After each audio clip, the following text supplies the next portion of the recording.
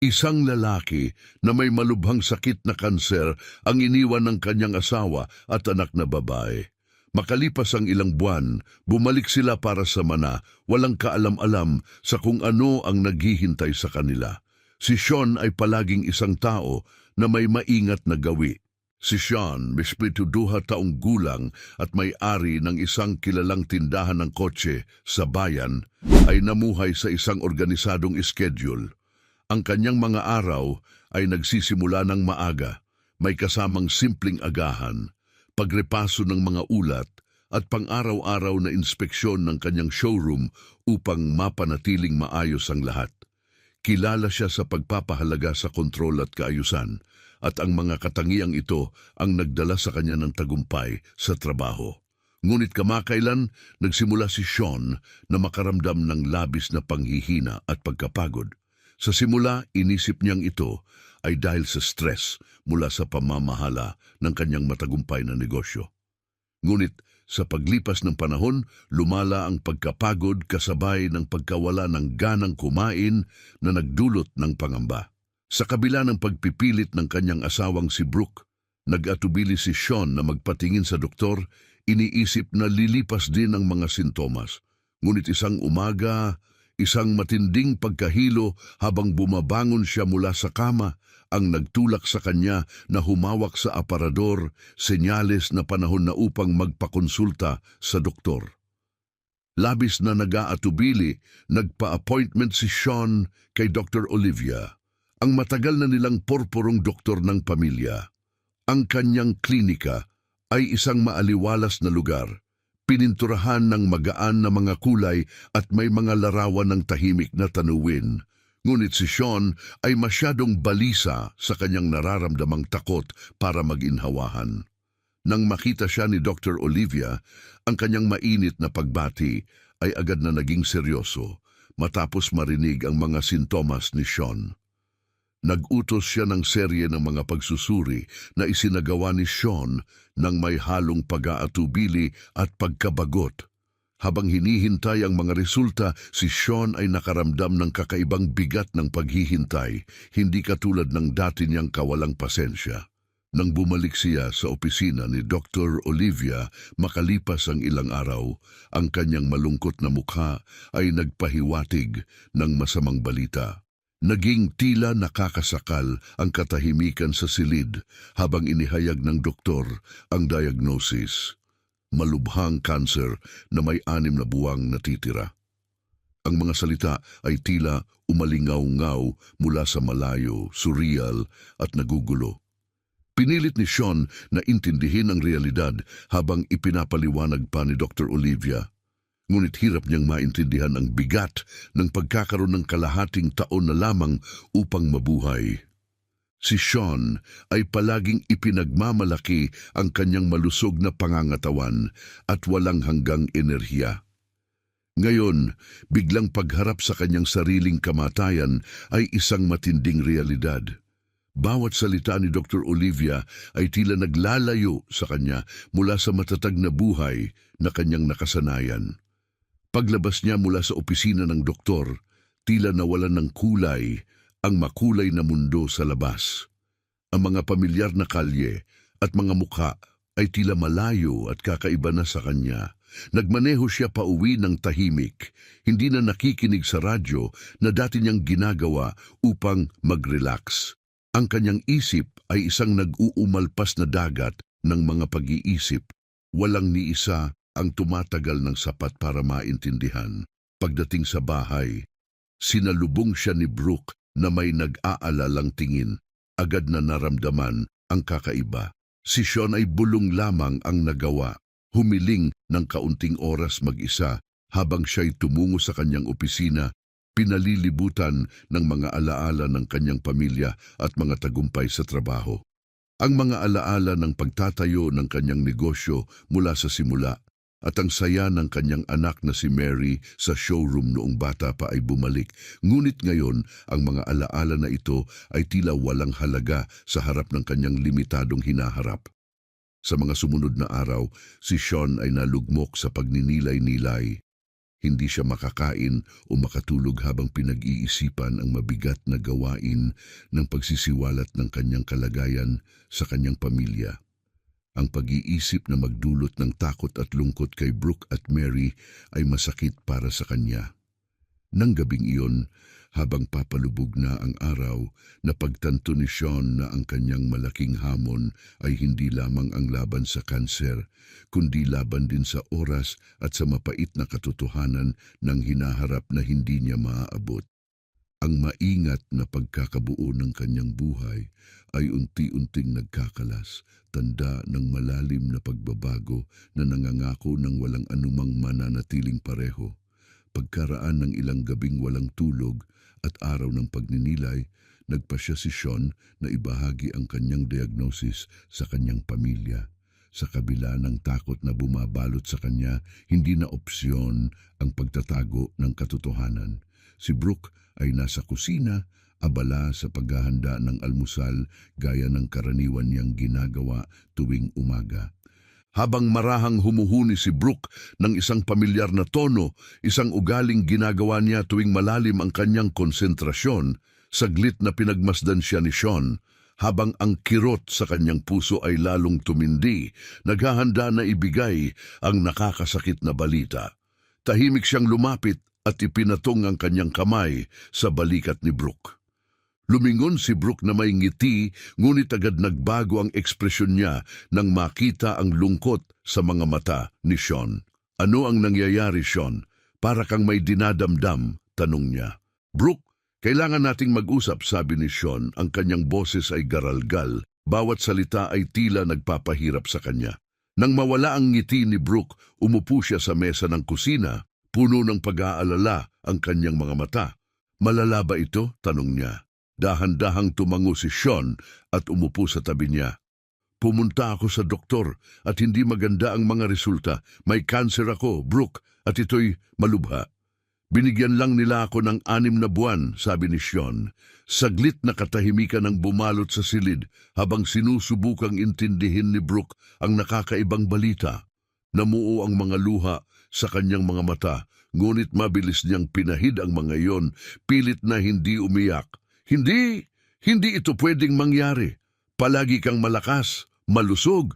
Dapat nagkamali sila, pilit niyang sinabi. Malungkot na umiling si Sean. Sana nga nagkamali sila pero malinaw na sinabi ni Dr. Olivia, wala nang lunas na makakapagpagaling sa akin. Kailangan nating ihanda ang ating mga sarili sa kung ano ang darating. Sa kabila ng mabigat na pakiramdam sa kanyang lalamunan, hinawakan ni Brooke ang kamay ni Sean at tumingin ng diretso sa kanyang mga mata, puno ng determinasyon. Haharapin natin ito ng magkasama. Nandito ako para sa iyo, Sean, palagi. Ang kanyang mga salita na puno ng pagtitiwala ay nagbigay ng kaunting ginhawa kay Sean. Naramdaman niyang hindi siya nag-iisa sa laban na ito. Kailangan nating sabihan si Mary, banggit niya matapos ang isang sandali. Karapatan niyang malaman. Tumango si Brooke, may halong pag-aalala ang kanyang mga mata.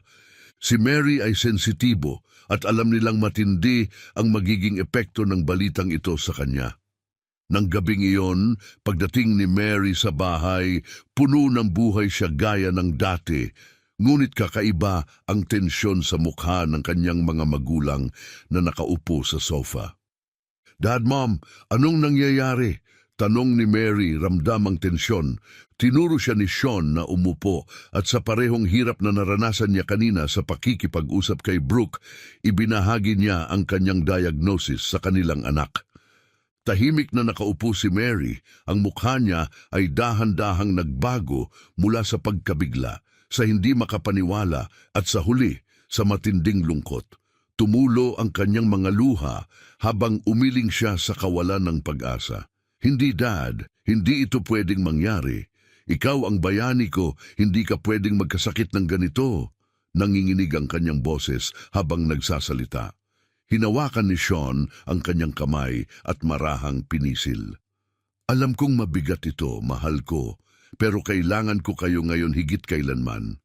Sa sobrang lungkot, humagulgol si Mary sa bisig ng kanyang ama, umiiyak. Pangako nandito ako. Aalagaan ka namin, Dad, kahit anong mangyari. Hindi ka mag-iisa, tugon ni Mary. Mahigpit na niyakap ni Sean ang anak, pinainit ng kanyang pagmamahal at debosyon. Alam niyang ang hinaharap ay puno ng mga pagsubok, ngunit sa sandaling iyon, ang hindi matitinag na suporta ng kanyang pamilya ay nagpatibay sa kanya. Ang mga sumunod na araw ay napuno ng pagkakaisa at lambing. Si Brooke ang pangunahing nag-aalaga kay Sean, palaging inuuna ang kanyang kaginhawaan at mga pangangailangan. Si Mary, matapos makabawi mula sa unang pagkabigla, ay lalo pang naglaan ng oras para sa kanyang ama.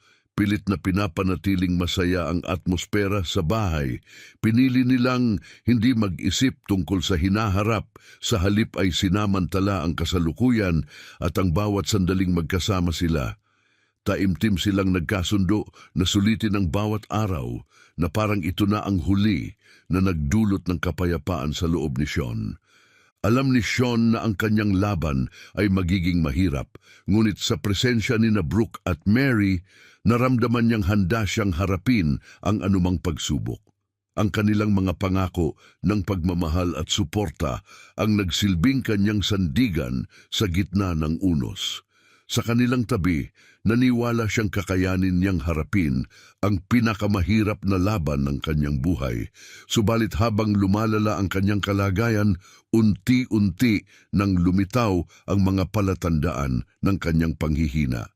Napansin ni Brooke at Mary ang kanyang unti-unting panghihina, kahit ang simpleng mga gawain tulad ng pagbangon mula sa kama o paglakad papunta sa sala ay nagiging labis na pagsisikap.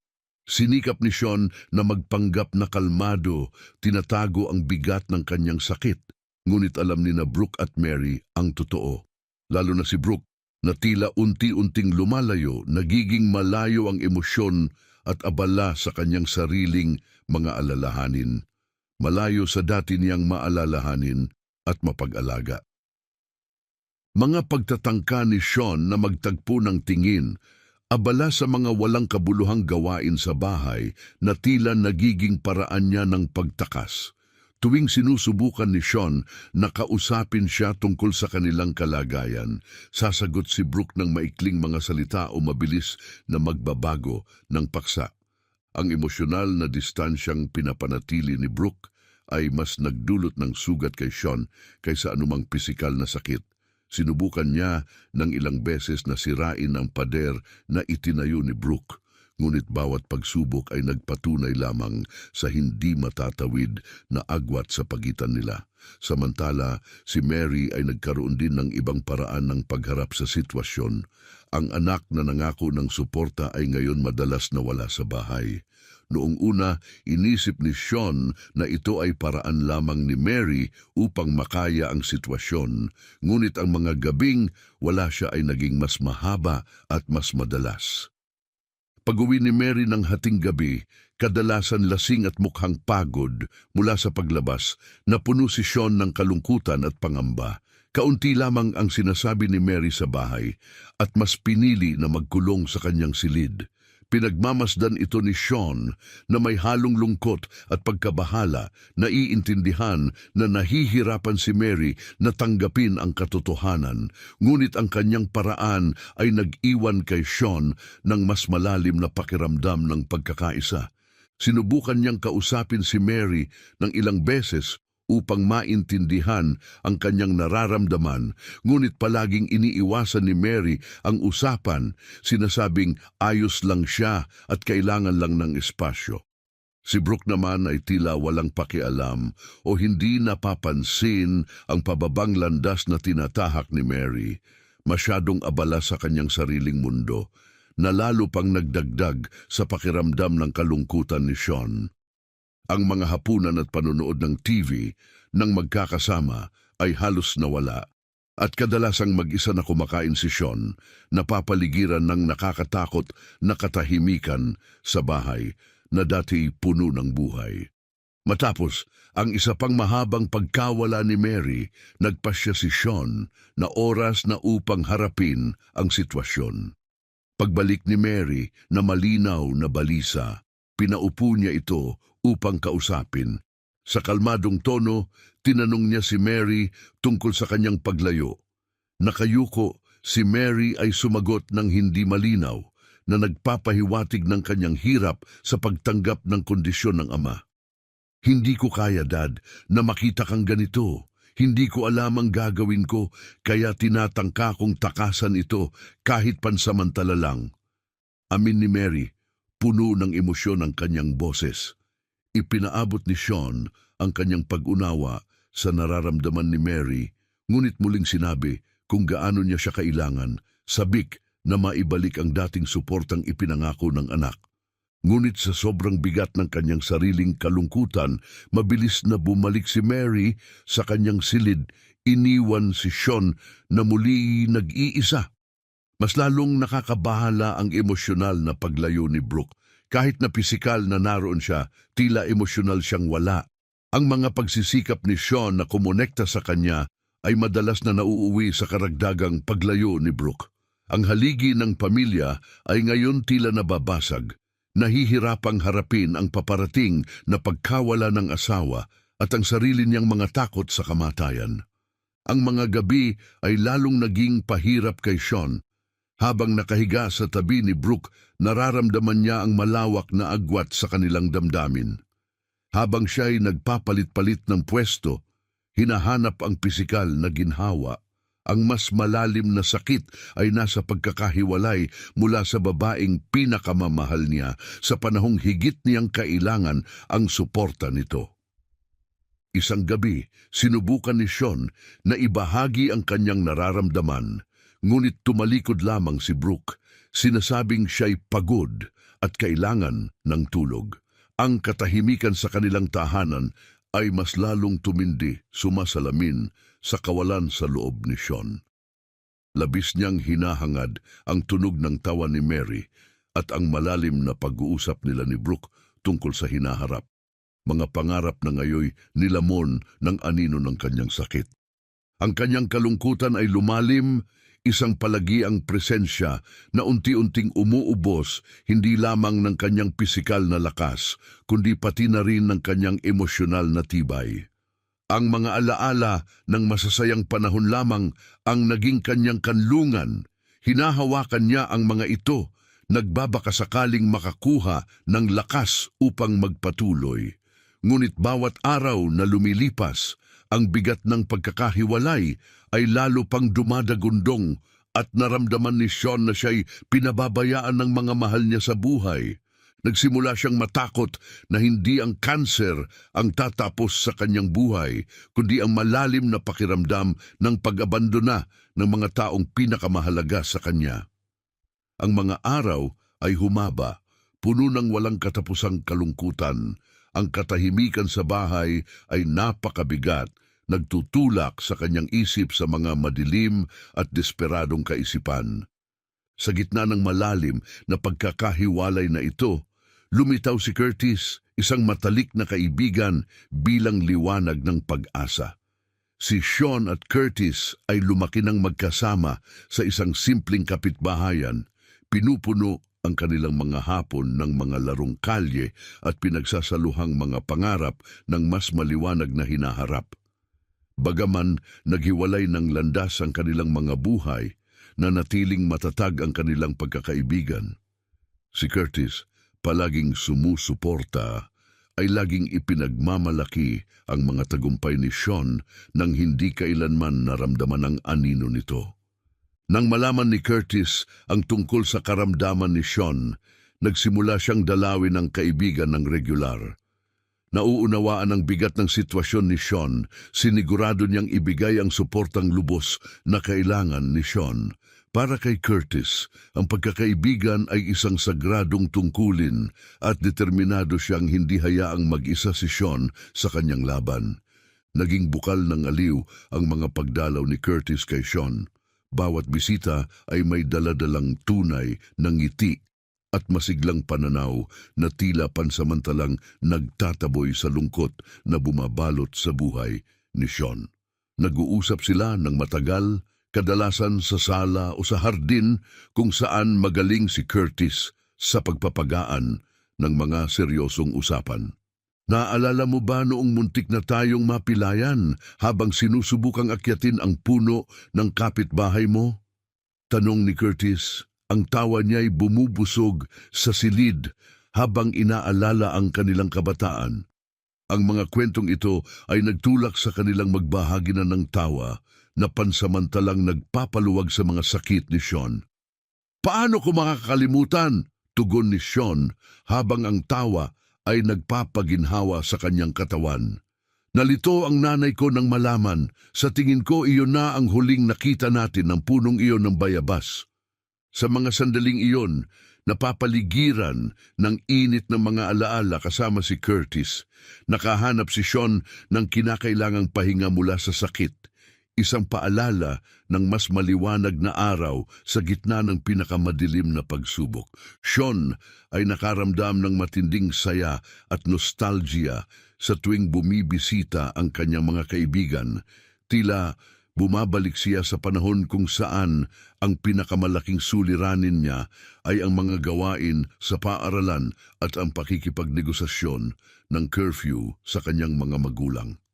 Sa mga sandaling iyon, tila nawawala ang kanyang sakit, natatabunan ng mga matibay na pagkakaibigan at mga alaala ng kanilang nakaraan. Ang presensya ni Curtis at ng kanyang anak na si Caroline ay nagpalitan ng mga araw na maaaring naging malungkot sa mga araw na puno ng init at kasiyahan. Si Isabella, isang 19 taong gulang na nangangarap maging nurse, ay may sarili ring mga hamon, partikular na ang mga hamong pinansyal matapos mamatay ang kanyang ina na naging dahilan ng pagkaantala ng kanyang mga layunin sa edukasyon. Ngunit ang kanyang likas na pag-aalaga ay hindi natinag at nang malaman niya ang kalagayan ni Sean, naramdaman niyang kailangan niyang tumulong. Sa bawat pagbisita nila kasama ang kanyang ama, unti-unti nang nagiging mas aktibo si Caroline sa pag-aalaga kay Sean. Nagsimula siya sa pagtulong sa mga gawaing bahay at di nagtagal, siya na rin ang namahala sa mga pangangailangang medikal ni Sean. Inaayos ang kanyang mga gamot, minomonitor ang kanyang presyon at tinitiyak ang kanyang ginhawa. Si Sean, na minsan ay nakakaramdam ng pagkukulang sa atensyon ng kanyang sariling pamilya, ay natagpuan ang ginhawa sa maalaga at masusing pangangalaga ni Isabella. May kamay ka ng isang anghel, Isabella. Madalas niyang sabihin ng may pasasalamat tuwing inaayos ni Isabella ang kanyang unan o inaabutan siya ng baso ng tubig. Salamat, Tito Sean, malambing na sagot ni Caroline, gamit ang tawag ng pagmamahal na sumasalamin sa kanilang malalim na ugnayan bilang pamilya. Ito na ang pinakamaliit na maibibigay ko sa isang taong napakahalaga sa amin ng tatay ko. Ang pag-aalaga ni Isabella ay nagbigay kay Sean ng pakiramdam ng pagpapahalaga at atensyon na matagal na niyang hinahanap. Ang kabaitan ni Isabella ay lubos na naiiba sa lumalaking paglayo ni Brooke at Mary at nagdulot ito ng kakaibang liwanag sa kanyang mga araw na hindi niya inaasahan. Ang mga hapon na kasama sina Curtis at Caroline ay mabilis na naging highlight ng linggo ni Sean. Napupuno ang mga oras ng masiglang usapan mula sa pagbabalik tanaw ng kanilang kabataan hanggang sa mga pangarap ni Isabella na maging nurse. Si Curtis, na laging mahusay magkwento, ay sinasamantala ang bawat pagkakataon upang ipaalala kay Sean ang kanilang ibinahaging katatagan sa mga nakaraang pagsubok. Si Caroline naman ay nakikinig ng buong tainga. Tinitingnan ang bawat kwento ni Sean bilang mahalagang aral. Sa isang partikular na seryosong usapan, lumapit si Curtis at sa malambot na boses ay sinabi, "Lagi kong alam na may kakaiba kang lakas, Sean." Ang payak ngunit malalim na kumpirmasyong iyon ay sumasalamin sa matinding respeto at hindi matitinag na suporta ni Curtis kay Sean. Ipinapaalala sa kanya ang di masisira na lakas ng tunay na pagkakaibigan. Palaging pinaniniwalaan ni Sean na ang kanyang paglalakbay ay hindi lamang tungkol sa tagumpay o pag-unlad ng kanyang negosyo. Pinahahalagahan niya ang pag-alala sa kanyang pinagmulan, isang katangiang nagpaiba sa kanya. Ang mga taos-pusong salita ng kanyang kaibigan ay tumagos sa kanyang puso. Hinahalo ang pasasalamat sa isang mapait na pagkaunawa ng bumabagsak na estado ng kanyang buhay sa labas ng kanilang pagkakaibigan. Sa gitna ng mapait na katotohanan ito, nakahanap si Sean ng aliw sa mga sandali ng saya na kasama sina Curtis at Isabella. Ang kanilang pagkakaibigan at ang pangangalaga ni Isabella ay naging kanyang kanlungan, nagpapatunay na may ilaw pa rin kahit sa pinakamadilim na panahon. Habang papalapit na ang taglagas, kasama ang mga mas maiikling araw at malamig na gabi, ang init ng tahanan ni Sean ay tila nawawala, sumasalamin sa paglamig ng kanyang relasyon kina Brooke at Mary na lumala sa nakalipas na mga buwan. Ang lalong paglayo ni Brooke at ang lumalaking pagkawala ni Mary sa kanilang tahanan ay nagmarka ng tahimik, ngunit malalim na pagbabago sa dinamika ng kanilang pamilya. Si Brooke ay iniiwasan ang anumang oras na magkasama sila ni Sean, palaging may dahilan o abala sa mga gawain. Ang kanilang mga sulyap ay puno ng malalim na kalungkutan. Samantala, si Mary naman ay pinipili na ring umalis ng bahay ng mas maaga at bumalik ng mas gabi, bihira ng makipag-usap sa kanyang mga magulang. Mas matindi ang nadarama ni Sean sa paglayo nila araw-araw. Ang bawat pagtatangka ni Sean na pag-usapan ng sitwasyon kay Brooke ay nauuwi sa pag-iwas, habang si Mary naman ay nagkukulong sa kanyang silid o mabilis na umaalis para makipagkita sa mga kaibigan. Naiiwan si Sean sa isang katahimikan na nasasagi lamang ng tunog ng telebisyon o ng kanyang mga yapak. Isang gabing lalo siyang nahirapan pagkatapos ng isa pang nabigong pag-uusap kay Brooke. Nakahiga si Sean sa kama, bugbog sa pisikal at emosyonal na pagod. Ramdam niya na may mas malalim na problema na sumisira sa kanyang pamilya, ngunit tila wala siyang magawa para ito'y ayusin. Ang tanging pinangahawakan niya ay ang munti ngunit kumukupas na pag-asa na maaayos ang lahat. Kinabukasan, nagpa siya si Brooke na harapin ang isyong matagal na niyang iniiwasan. Ang mga taong inaasahan ni Sean na mananatili sa tabi niya sa hirap at ginhawa ay pinili ang ibang landas. Iniwan siyang nalilito kung ano ang kanyang susunod na hakbang.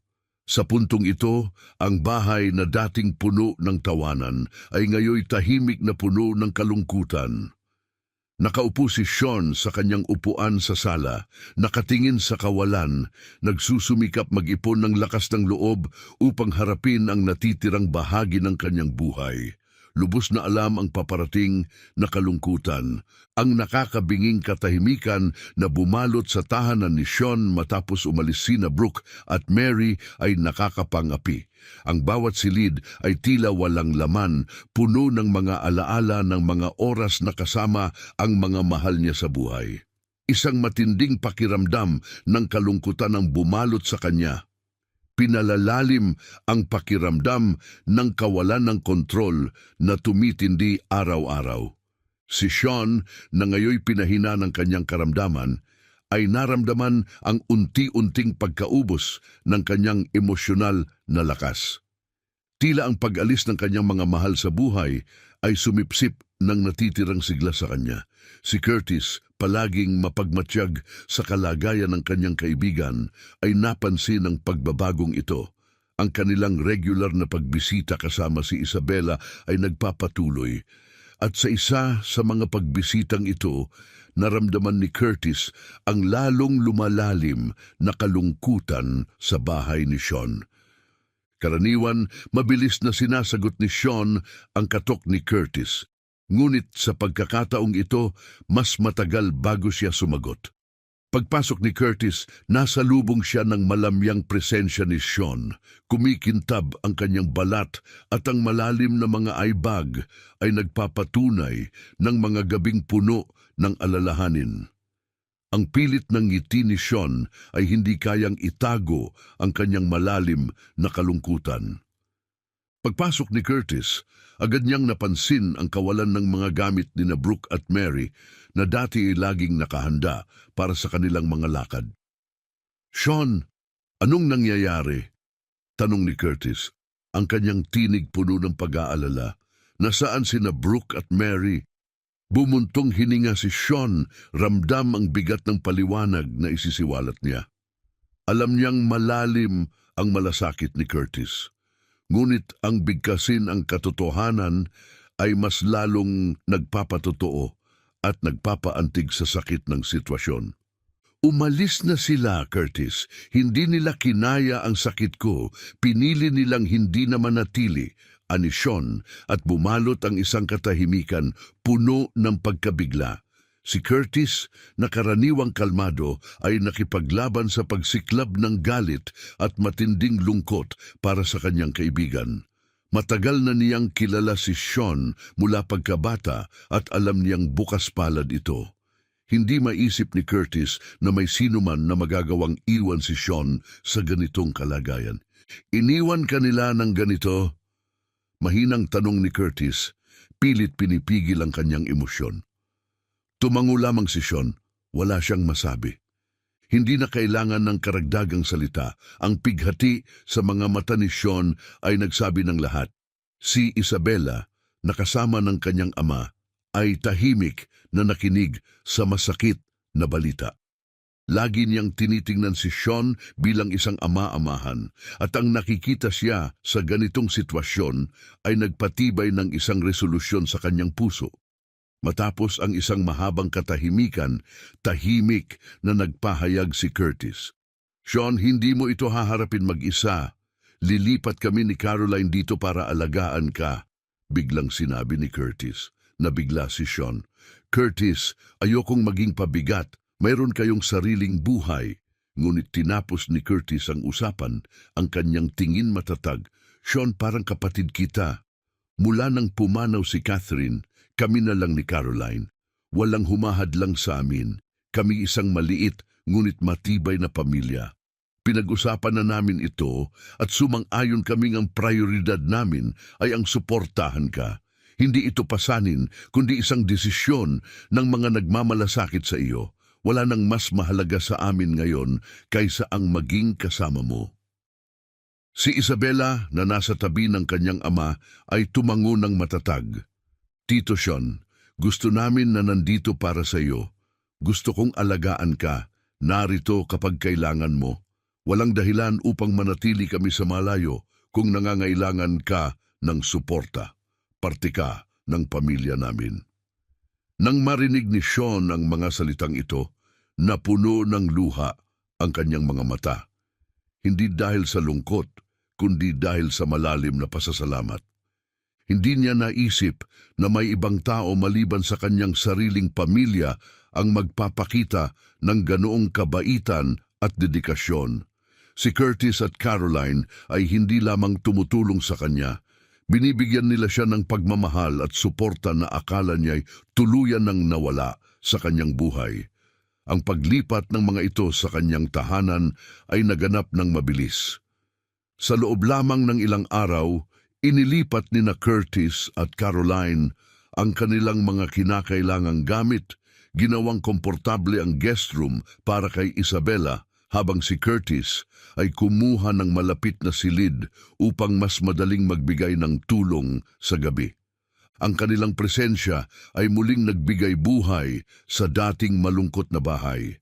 Ang dating mabigat na katahimikan ay napalitan ng tawanan at masiglang talakayan tungkol sa mga nakaraang karanasan at mga alaala.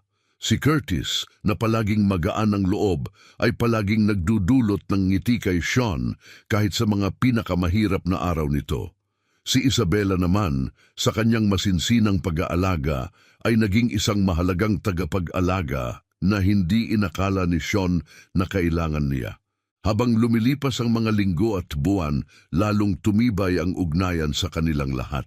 Sina Curtis at Caroline ay nagpakita ng dedikasyon na higit pa sa inaasahan ni Sean na nagbigay ng malalim na emosyonal na aliw sa kanya.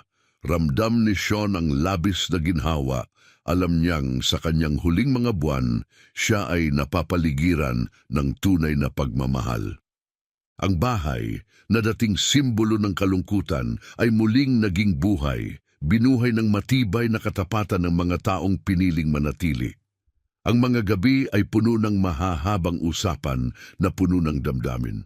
Madalas magbalik-tanaw sina Curtis at Sean sa kanilang mga karanasan sa buhay, pinag-uusapan ang mga saya at panghihinayang.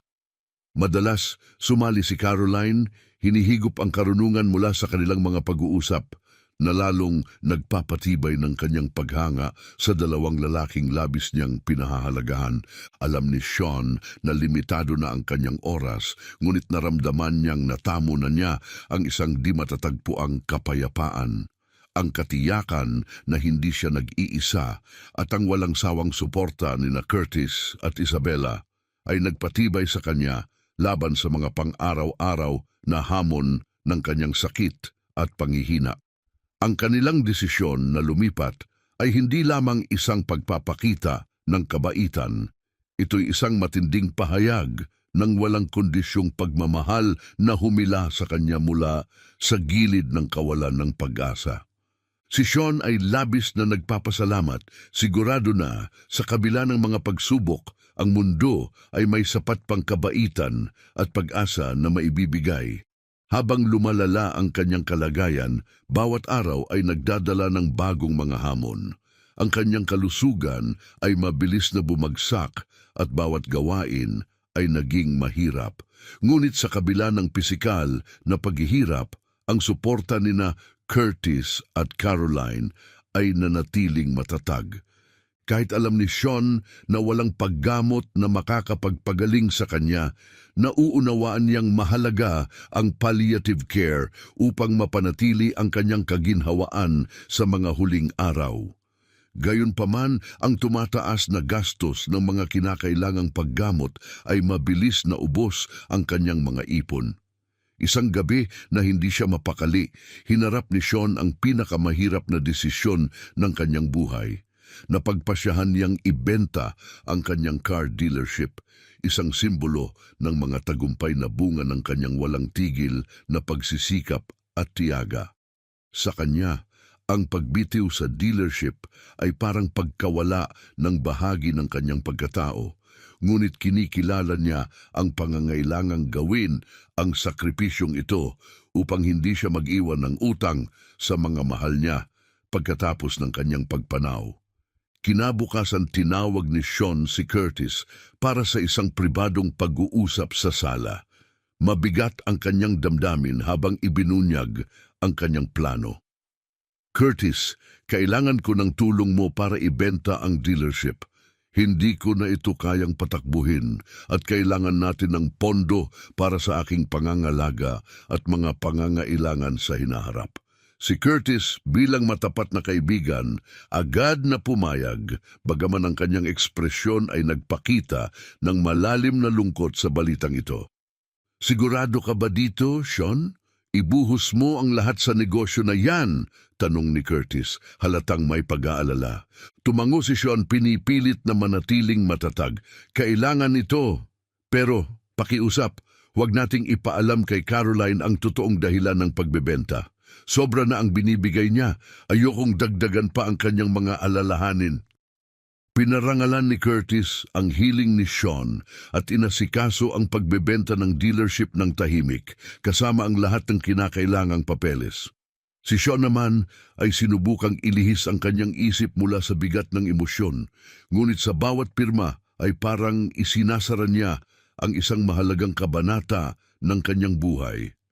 Nang matapos ang transaksyon at tiningnan ni Sean ang kanyang dealership sa huling pagkakataon, halo-halong damdamin ng ginhawa at kalungkutan ang bumalot sa kanya. Ibinuhos niya ang malaking bahagi ng kanyang buhay sa pagbuo ng negosyo, ngunit ngayon kailangan na niyang bitawan ito at mag-focus sa mga natitirang araw. Bagamat masakit ang desisyon na ibenta ito, alam ni Sean na ito ang tama. Ang kita mula sa pagbebenta ay magtitiyak ng kanyang kaginhawaan sa mga darating na linggo at makakaiwas sa anumang pasanin ng utang sa kanyang mga mahal sa buhay. Habang sila ni Curtis ay papalayo, naramdaman ni Sean ang bahagyang kaginhawaan. Kahit mahirap magpaalam sa kanyang dealership, nakaramdam si Sean ng kapanatagan na nagawa niya ang nararapat. Ngayon, nakatutok na siya sa pagsasamantala sa natitirang oras kasama ang mga nanatiling tapat sa kanya. Alam niyang bilang na ang kanyang mga araw at naramdaman niyang kailangan niyang harapin ang iba pang mga bagay na matagal nang bumabagabag sa kanya. Isa na rito ay ang pagtitiyak na igagalang ang kanyang mga huling kagustuhan. Isang araw, kahit mahina na ang kanyang katawan, hiningi ni Sean kay Curtis na ihatid siya sa opisina ng kanyang pinagkakatiwalaang abogado, si Dr. John. Bagaman nais ni Curtis na samahan siya hanggang sa huli, iginiit ni Sean na harapin ito ng mag-isa. Kailangan kong gawin ito mag-isa, kaibigan. Sabi niya, puno ng determinasyon, na iginalang naman ni Curtis. Sa tahimik na opisina ni Dr. John, na tila salungat sa gulo sa kanyang damdamin, sinimulang ilahad ni Sean ang kanyang mga alalahanin. Ikinuwento niya ang kanyang malayong relasyon kina Brooke at Mary at ang walang sawang suporta ni na Curtis at Isabella. Matamang nakinig si Dr. John, tinitiyak na lahat ng mga detalye ay naayon sa mga kagustuhan ni Sean. Nang handa na ang mga dokumento, nanginginig ang mga kamay ni Sean habang nilalagdaan ang kanyang huling testamento. Ito'y isang sandali ng pagsasara at ginhawa, isang pangwakas na pagpapatunay na inayos na niya ang kanyang mga plano hanggat maaari. Bago umalis, hinarap ni Sean si Dr. John na may tiwala, ipinagkakatiwala sa kanya ang responsibilidad na siguraduhing maisasagawa ang kanyang mga huling habilin ng walang pagkukulang. Tumango si Dr. John ng seryoso na nangakong igagalang ang mga huling kahilingan ni Sean. Nang lumabas si Sean mula sa opisina ng abogado at sinalubong si Curtis na naghihintay sa labas, isang payapang katahimikan ang bumalot sa kanya. Hindi na kailangang ipaliwanag ang mga detalye ng kanyang legal na mga kaayusan. Ang mahalaga ay ang pagdanas ng natitirang mga araw kasama ang mga tunay na nagmamalasakit sa kanya. Ang huling yugto ni Sean ay binigyang kahulugan ng isang hindi inaasahang katahimikan. Sa kabila ng patuloy na pisikal na kirot, ito'y tila naglaho, natakpan ng kapayapaang nadama niya kasama sina Curtis at Isabella. Ang kanilang pag-aalaga ay lumampas sa obligasyon. Sumasalamin sa malalim na pagmamahal at pagkakaibigan na mas lalong tumibay habang papalapit ang oras. Lubos na alam ni Sean na ang kanyang oras ay malapit nang matapos. Bumibigat na ang kanyang katawan, ngunit sa loob niya matibay ang kanyang desisyon. Puno ang kanilang mga gabi ng tahimik na pag-uusap o simpleng pagbabahagi ng katahimikan, sapat na ang presensiya ni Curtis para kay Sean. Nawala na ang takot sa kanya sapagkat naisagawa na niya ang lahat ng kailangang paghahanda. Handa na siyang harapin ang hindi maiiwasan. Nang sumikat ang araw isang umaga, tahimik na binawian ng buhay si Sean. Nasa tabi niya si Curtis, mahigpit na hawak ang kanyang kamay, habang si Caroline ay tahimik na umiiyak sa tabi nila. Ito'y isang sandaling may malalim na kalungkutan, ngunit pinagaan ng pasasalamat sa mga huling araw na kanilang pinagsamahan. Agad kumalat ang balita ng pagpanaw ni Sean. Sina Brooke at Mary na matagal nang naglayo, nalaman ito agad at nagpasya silang bumalik. Nakikita sa kanyang kamatayan ang pagkakataon upang mag-claim ng kanilang iniisip na nararapat sa kanila. Kahit na puno ng pagsisisi at guilt, tila ang tukso ng mana ay natakpan ang kanilang pagdaramdam. Pagdating nila sa bahay na minsang tinawag nilang tahanan, si Curtis ang naghihintay sa kanila. Ang kanyang anyo ay seryoso ngunit mahinahon. Wala siyang galit, tanging determinasyon lamang na sumasalamin sa kanyang kahandaan para sa pagharap na ito. "Bumalik kayo," sabi niya, hindi nagulat. Si Brooke na nagtatangkang magmukhang kalmado ay nagpakita ng nerbiyos sa kanyang pagkakalikot. "Dumating kami upang ayusin ang mga bagay. Kami ang pamilya ni Sean at may karapatan kami sa kanyang mana," sinabi niya. Kasama si Mary sa tabi niya na iniiwas ang tingin kay Curtis, dinadaluyan ng hiya at pagsisisi. Hindi matitinag ang kalmado ni Curtis. Inasahan na ni Sean ang pagbabalik ninyo. Ginawa niya ang lahat ng kinakailangang mga hakbang bago siya pumanaw upang tiyakin na masusunod ang kanyang mga hangarin, sabi niya. Ang kanyang mga salita ay may bigat ng katiyakan. Saglit na natamim sina Brooke at Mary, sinusubukan nilang unawain ang kahulugan nito. Walang paraan upang baliktarin ang kanilang pagtalikod kay Sean. At ngayon, nasa harap nila ang isang lalaking pinagbantayan ng kanyang mana, handang ipatupad ang huling mga kagustuhan ni Sean. Ang tono ni Curtis ay nanatiling matatag, walang galit. Malalaman niyo ang lahat sa opisina ng abogado, pero tandaan niyo na alala ni Sean ang lahat ng nangyari sa kanyang huling mga buwan. Ramdam ni Brooke ang hapdi ng kanyang mga salita. Ang pagtalikod kay Sean ay isang malalim na sugat na hindi niya inasahan na tahasang banggitin ni Sean sa kanyang mga plano. Si Mary, labis na nababalisa, sa wakas ay napaluha. "Patawarin mo ako," bulong niya. Ang mga luha ay dumadaloy sa kanyang pisngi. Ang kanyang boses ay basag ng pagsisisi. "Alam ko ang pagkakamali ko, ngunit huli na upang mabago ang anuman." Sa kanilang pagbabalik, ang realidad ng kanilang mga aksyon at ang kahandaan ni Sean na tugunan nito ay tumagos ng malalim. Iniwan silang harapin ang buong lawak ng kanilang mga desisyon at ang mga kahihinat ng sumunod. Tahimik na pinanood ni Curtis si Mary, naiintindihan na bagaman tunay ang kanyang pagsisisi, hindi na mababago ang mga nagawa. Ang nagawa ay nagawa na Mary, ngunit ang mga desisyon ni Sean sa kanyang testamento ay sumasalamin sa kanyang mga naramdaman sa huling mga araw niya. Malumanay niyang sinabi. Ang silid ay napuno ng mabigat na katahimikan habang sina Curtis, Brooke at Mary ay nag-isip-isip sa mga darating na revelasyon. Dumating na ang araw ng pagbasa ng huling habilin ni Sean na nagdadala ng mabigat na damdamin sa opisina ni Dr. John. Ang hangin ay puno ng tensyon at kaba. Magkakasamang nakaupo sina Brooke at Mary, halatang kinakabahan, habang sina Curtis at Caroline naman ay tahimik na naupo sa kabilang panig ng silid, naghahanda para sa mga ibubunyag. Tahimik na inayos ni Dr. John ang kanyang mga papeles, nagpapahiwatig ng bigat ng sandali. Nang naroroon na ang lahat, sinimulan na ni Dr. John ang pagbasa ng testamento.